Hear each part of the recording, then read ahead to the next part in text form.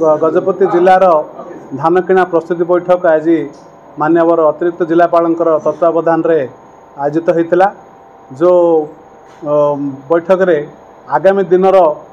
कार्यपंथा निर्धारण करा जे चाषी मैंने किपरि धान बिक्री करें आ कौ पद्धति धान बिक्री करें चलित वर्ष सरकार कौन गाइडलाइन अच्छी और क्यों गाइडलाइन अनुसार चाषी धान बिक्री करें एवं क्यों नीति नियम अनुसार सरकार धान रखिए से विषय में पुंखानुपुंख आलोचना होता। एजेंडा वाइज डिस्कसन होता। यही विषय में जिते बारंबार जिला प्रशासन आमको अवगति कराइले जे एजेंडा वाइज जो सब समस्या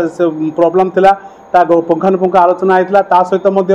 गत वर्षर अव्यवस्था भितर ये कथाटी बारंबार उठीला जे गत वर्ष जो प्रकार असुविधार सम्मुखीन होता चाषी से प्रकार परिस्थिति जेपरि आगामी दिन न उपजु से आम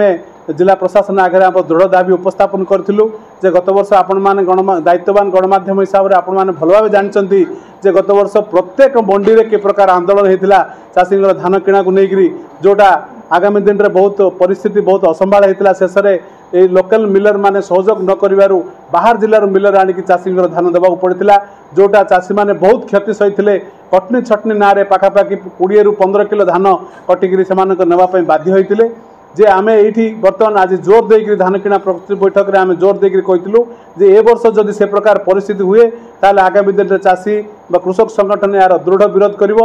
आगामी दिन में या जेपरी न होगापी चाषी को राजरास्ता ओह्लैवाई धमक आज दि जाए से कथा स्थिर कर मुख्य एजेंडा थिला कि गोटे डेट टाक निर्धार हबार थिला। आज सबू चाषी भाई मान सहित आलोचना कलापर प्रशासन भी बसचंदी जो विगत वर्ष में जहाँ असुविधा होता जो प्रोक्योरमेंट जो गोटे समय कहला से समय भी उठा ही पारानी तापर आउटे 2 सप्ताह पर उठेले सी जो अवहेला होता से सब नहला बेला आज आलोचना कराला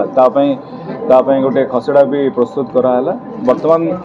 निष्पत्ति निगला आगामी डिसेम्बर 30 रे प्रोक्योरमेंट आरंभ बर्तमान आज ये जो डीएलपीसी मीटिंग जो बसी थला से पूर्व वर्ष मानक जो चाषी माने जो समस्या फेस करिसंती तार मत से सबू चाषी आ मिलर्स जी डीएलपीसी रो कमिटी रे जी मेंबर अच्छा पुंखानुपुंख भाव में आलोचना है आउ जहाँ भी पूर्व जहाँ असुविधा फेस करताकू आम समाधान पंथा सब डिसीजन नहीं आउ ए वर्ष जमती से समस्या सब